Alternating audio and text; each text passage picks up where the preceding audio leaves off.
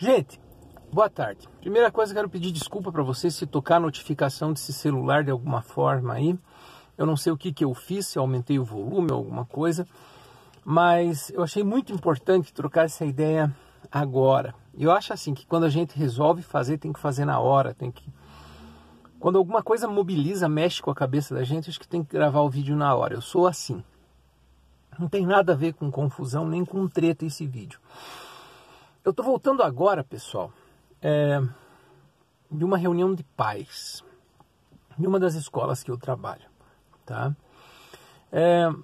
Esse ano eu tô trabalhando especificamente com adolescentes do ensino médio, em uma das escolas que eu trabalho, especificamente com adolescentes do ensino médio. É uma escola particular, e por alguma razão, diferente de todos os anos anteriores, né, da grande maioria dos anos anteriores, os adolescentes do ensino médio estão com notas baixíssimas. Baixíssimas. A gente tem o que a gente chama de recuperação paralela, para que a cada bimestre os adolescentes possam fazer recuperação e não ficar acumulando falta de nota. E por alguma razão, pessoal, houve pouca modificação em termos de estrutura curricular ou alguma coisa assim. As notas desses adolescentes estão baixíssimas, estão péssimas, pegando muita recuperação e pouquíssimos adolescentes estão recuperando as notas. E hoje a gente teve a oportunidade de sentar com os pais para ter uma conversa muito privativa, muito olho no olho assim, né? E algumas coisas a gente pôde observar. Diferente dos anos anteriores, os pais não estão se preocupando tanto com algumas coisas.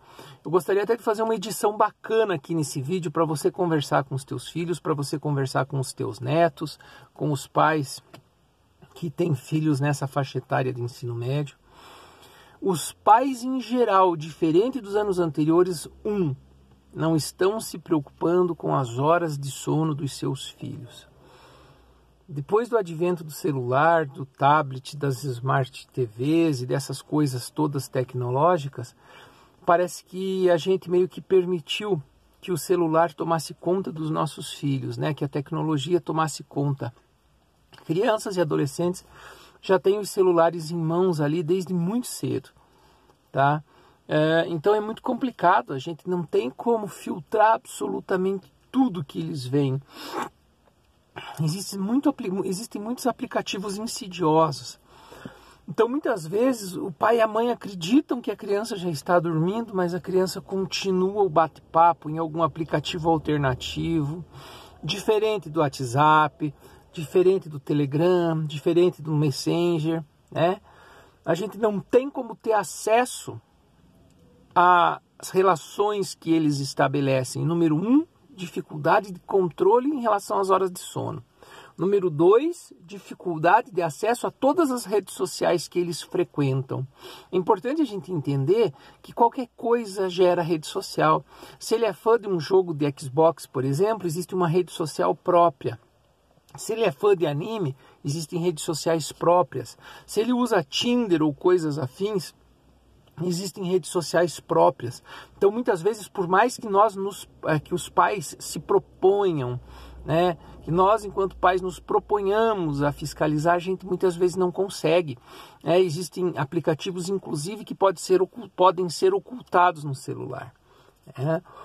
Já foi a época em que os pais, por exemplo, acompanhavam a realização das tarefas dos filhos.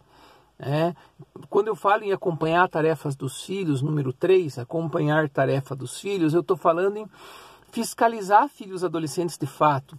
Eles têm uma agenda onde eles anotam todos os dias as tarefas que têm para o dia. Eles fazem a tarefa no dia que eles recebem a tarefa, ou eles fazem a tarefa depois, no dia de entrega, na véspera da entrega da tarefa. Eu já falei sobre isso em um outro vídeo numa ocasião. Algumas escolas hoje utilizam, por exemplo, aplicativos, né, para dizer para os pais na minha escola em que eu trabalho é assim, né? Existe um aplicativo em que no momento em que você dá a tarefa já aparece para o pai e para a mãe no celular do pai e da mãe qual é a tarefa que o filho tem que fazer, e a recomendação que a gente dá é que faça no mesmo dia. Os pais não fiscalizam se as tarefas estão feitas nos cadernos, nas apostilas de exercício. Os pais não fiscalizam se as apostilas estão completas. Ah, mas eu vou fiscalizar de um adolescente de 14, 15, 16, 17, 15, 16, 17, 16, 17, 18 anos. Vai fiscalizar, né? Muitos pais não conhecem nem os calendários de prova dos filhos. Não sabem nem quais são os períodos de prova.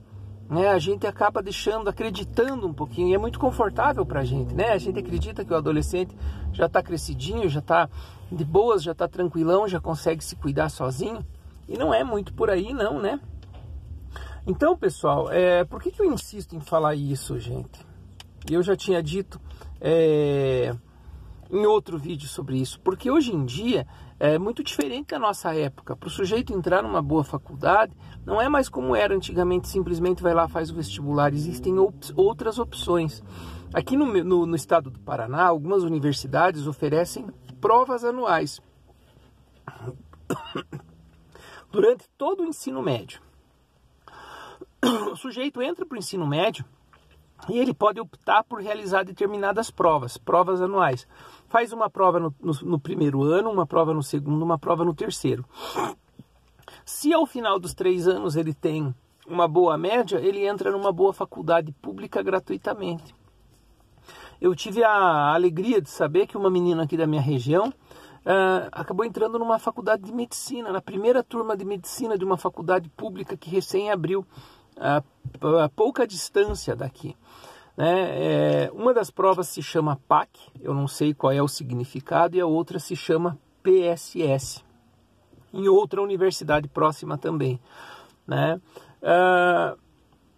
Então vale a pena, quando a gente fala nisso, pessoal, pensar em algumas coisas. Construir uma grade de rotina para os filhos, construir uma rotina, né? Uma rotina mesmo. Se o teu filho não precisa trabalhar, será que ele não pode dedicar ali 2 horas no primeiro ano, 3 horas no segundo ano, 4 horas no terceiro ano? Uma rotina de estudos ali, né? Garantir que ele dedique um tempo, né? Que ele saia das redes sociais, que ele esteja ali, acompanhar de perto se fez as tarefas, estar junto, né? Eu não sei como é que vai ser daqui para frente não, pessoal. Eu tenho conversado com outros professores e esse drama não é só na minha escola, né? A gente tem uma rede, como é que a gente pode dizer assim, uma rede de intercâmbio aí, né, com profissionais de outras áreas em relação a isso. E parece que não é só aqui que as coisas estão assim, as coisas estão complicadas em todos os espaços. E eu acho que é importante a família abrir os olhos para isso, a gente não fechar os olhos e não fazer de conta que não está acontecendo nada, tá? Fica a dica aí, pessoal. Vamos ficar em cima da galera, vamos bolar uma grade de rotina aí pro pessoal. Em todos os aspectos, né? Qual é a hora do celular, qual é a hora disso. As crianças precisam de limites, né? Os adolescentes precisam de limites, eles se sentem muito seguros quando tem limites. A gente, enquanto pai, pode ficar muito mais tranquilo quando, ainda no período em que eles estão conosco, junto conosco dentro de casa, quando a gente ensina os nossos filhos a terem limites, né? Quando eles saem para a vida, a gente sabe que pode ficar tranquilo, porque aqueles limites são os fundamentos da vida desse sujeito. Então é isso, fica a dica aí, viu, pessoal? Queria trocar essa ideia com vocês. Na sequência a gente conversa mais uma vez.